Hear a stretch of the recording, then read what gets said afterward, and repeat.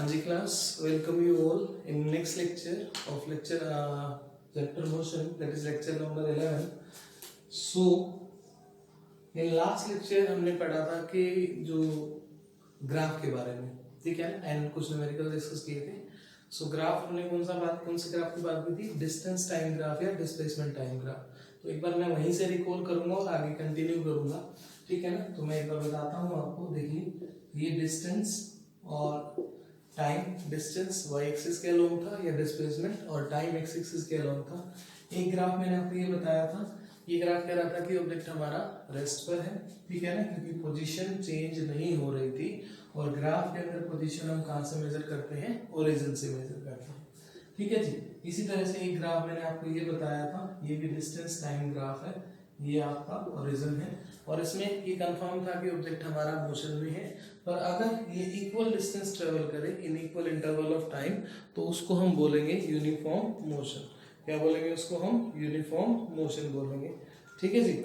उसके बाद मैंने एक आपको ग्राफ बताया था नॉन यूनिफॉर्म मोशन के बारे में, ठीक है ना. नॉन यूनिफॉर्म मोशन के बारे में बताया था, डिस्टेंस वर्सेस टाइम. इस तरह का वो कोई भी इरेगुलर ग्राफ आप बोल सकते हो, ठीक है ना. तो ये था हमारा नॉन यूनिफॉर्म के बारे में, नॉन यूनिफॉर्म मोशन के बारे में, ठीक है. तो चलो आज हम इस ग्राफ पे थोड़ा सा डिटेल फोकस करेंगे. उससे पहले मैं आपको एक टर्म बता रहा हूँ, स्लोप. स्लोप क्या होता है बेटा? हिंदी में अगर बताऊं तो स्लोप होती है आपकी ढलान. बेटा हो सकता है मैंने हिंदी में गलत लिख दिया हो इसको. स्लोप मतलब ढलान होती है, उसको स्लोप बोलते हैं, ठीक है ना. तो स्लोप निकालेंगे हम इसका, ठीक है ना. देखिए, बड़े ही ध्यान से समझना, इंटरेस्टिंग चीज है ये और बहुत इजी है, ठीक है जी. देखो, अब आपके पास ये ग्राफ गिवन है. इस ग्राफ में जो y एक्सिस है, यहाँ पर तो डिस्टेंस दे रखा है या डिस्प्लेसमेंट, और यहाँ पर दे रखा है बेटा टाइम, ठीक है जी. तो मुझे ढलान निकालनी है कहाँ से लेकर कहाँ तक?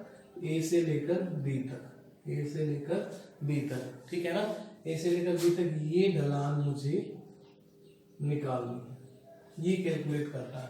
तो ढलान कैसे निकलेगी बेटा? ढलान निकालने का तरीका क्या है? स्लोप निकालने का तरीका क्या है? y intercept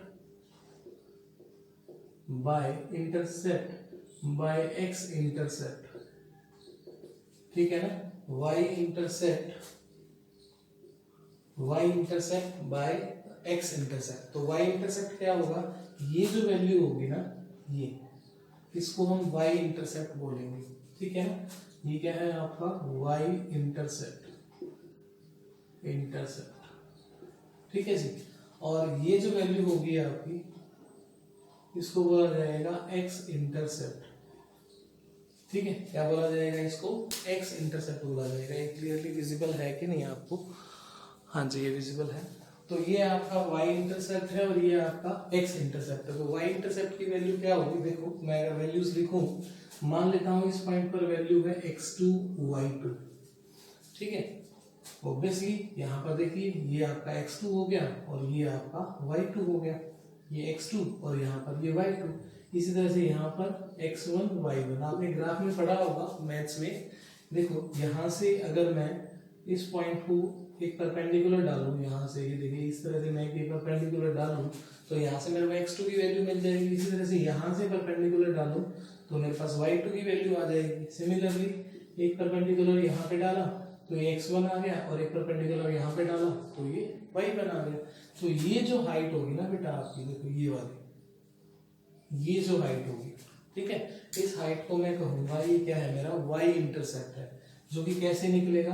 y2. क्योंकि देखो, यहाँ से लेकर यहाँ तक ये टोटल कितना है? y2, और ये कितना है? y1.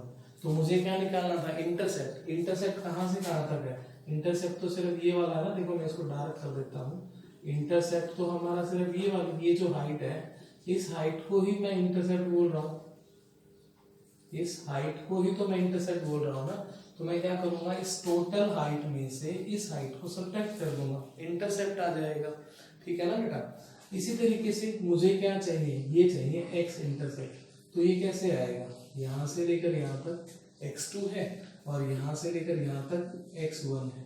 तो x2 माइनस x1 अगर कर दूंगा तो क्या आ जाएगा मेरे पास? x इंटरसेप्ट आ जाएगा, ठीक है ना. x इंटरसेप्ट आ गया. तो मैं लिख देता हूँ y इंटरसेप्ट क्या है बेटा? y2 माइनस y1, और ये क्या है आपका x2 माइनस x1। अब जरा इसको फील करो, जरा देखो, एक चीज नोट करो। क्या नोट करो बेटा, y2 क्या है आपका, y2 किसको रिप्रेजेंट कर रहा है, देखो y2 किसको रिप्रेजेंट कर रहा है, position at time t2, second t2 time पर उस ऑब्जेक्ट की पोजीशन को रिप्रेजेंट कर रहा है। और y1 किसको रिप्रेजेंट कर रहा है, y1 रिप्रेजेंट कर रहा है पोजीशन एट टाइम t1। तो t1 टाइम पर क्या पोजीशन थी और t2 टाइम पर क्या पोजीशन थी, ये कॉरेस्पॉन्डिंगली किससे पता लग रही है, y1 और y2 से। अब पोजीशन को और हम कर क्या रहे हैं, उसको हम माइनस कर रहे हैं। तो फाइनल पोजीशन y2 क्या है आपकी, y2 t2 टाइम की पोजीशन है और y1 t1 टाइम की पोजीशन है। तो मैं अगर t1 और t2 को इनिशियल और फाइनल बोलूं, यहाँ पर मैं t1 टाइम को बोल देता हूँ इनिशियल टाइम, इनिशियल टाइम, और इसको मैं बोल देता हूँ फाइनल टाइम। तो इसका मतलब क्या हो जाएगा आपका ये फाइनल टाइम, इसका मतलब y2 फाइनल पोजीशन को रिप्रेजेंट करेगा, फाइनल टाइम पे जो पोजीशन होगी वो फाइनल पोजीशन, और इनिशियल टाइम पे जो पोजीशन होगी वो इनिशियल पोजीशन। तो final position minus initial position, ये तो डिस्प्लेसमेंट होता है। ये क्या होता है आपका, डिस्प्लेसमेंट होता है, डिस्प्लेसमेंट, डिस्प्लेसमेंट, ठीक है ना। और x2 माइनस x1 क्या है, x2 क्या है आपका फाइनल टाइम और x1 क्या है इनिशियल टाइम।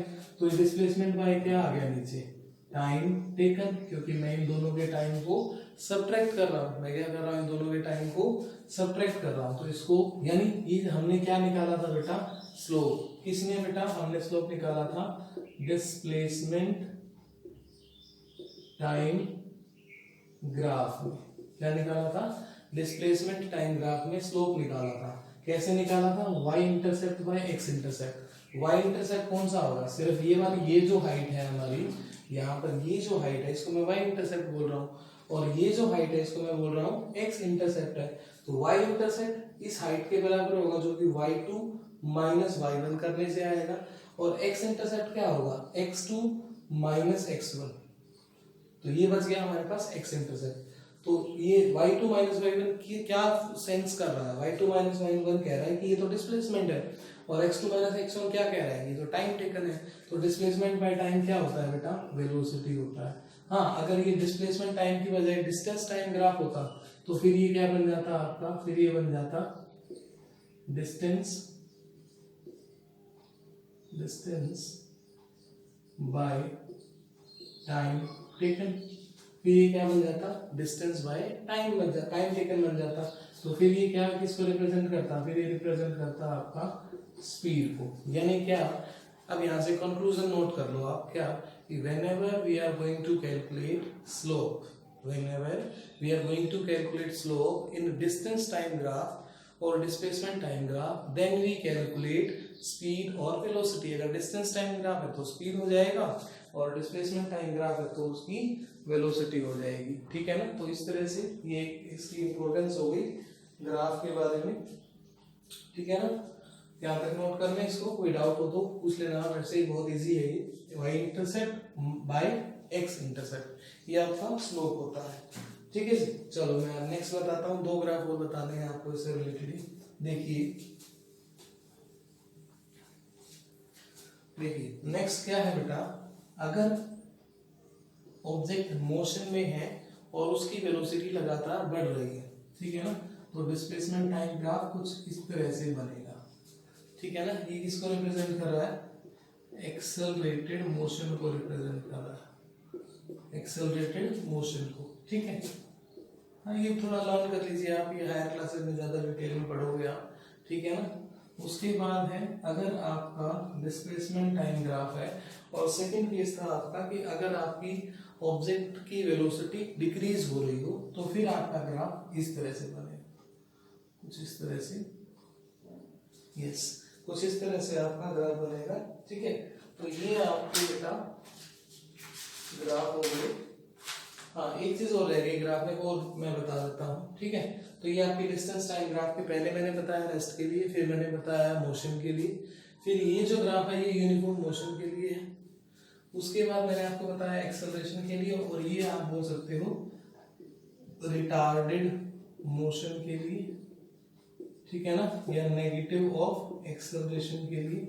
अब एक जो क्वेश्चन आता है ना सीबीएसई में, बड़ा ही इंटरेस्टिंग सा क्वेश्चन आता है, मैं बताता हूँ आपको। देखिए क्वेश्चन क्या आता है, आपको एक ग्राफ दिया होगा और आपको ये बताना होगा उस ग्राफ को देख के कि उन दोनों में से कौन से ऑब्जेक्ट की स्पीड या वेलोसिटी ज्यादा है। तो देखिए ये ग्राफ आपको इस तरह से दिया होगा, ये डिस्टेंस है और ये टाइम, इस तरह से ग्राफ दिया होगा बेटा, ठीक है ना। तो देखो जरा, इसका एंगल आपको मान लेते हैं θ1 है और ये एंगल है मान लेते हैं θ2, ठीक है जी, θ1 और θ2, ठीक है। तो मैं आपको एक हिंट देता हूँ पहले, तो आपको एक पहले सीधा आंसर बताता हूँ ताकि आप 1 मिनट में टिक कर सके अगर एमसीक्यूज है तो। क्या भाई, जिसका थीटा बड़ा होगा, दिख रहा है आपको, जिसका थीटा बड़ा होगा उसकी वेलोसिटी या स्पीड आप कहेंगे ज्यादा है, हाइट, ठीक है ना। जिसका थीटा बड़ा है उसकी स्पीड या वेलोसिटी ज्यादा होगी। तो इसको मैं प्रूव कर देता हूँ। देखिए कैसे प्रूव कैसे करेंगे भाई, हमने ये दो टाइम इंटरवल ले लिए, ठीक है जी, ये दो टाइम इंटरवल ले लिए और इस टाइम इंटरवल में दोनों में मैंने क्या डाल दिया, परपेंडिकुलर डाल दिया। तो एक बार तो देखो इसकी वेलोसिटी निकाली, ठीक है।